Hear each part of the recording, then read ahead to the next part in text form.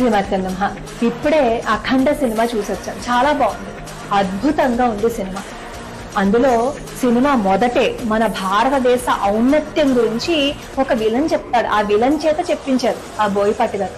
ఎంత అద్భుతంగా తీశారండి సినిమాస్లో. భారతదేశాన్ని టచ్ చేయలేము, ఆ దేశం జోలికి వెళ్ళడం అంతేమి తేలిక కాదు అంటూ మొదటే చెప్తారు డైలాగ్. చాలా అద్భుతంగా ఉందా అసలు. ఆ మాటలు వింటుంటేనే అనిపించింది, ఆహా నిజంగా మన దేశం గురించి ఎంత అద్భుతంగా మాట్లాడారో కదా అని అనిపించింది. ప్రతి ఒక్క వ్యక్తికి దేశభక్తి ఉండాలి, దైవభక్తి ఉండాలి అని చూపించిన సినిమా.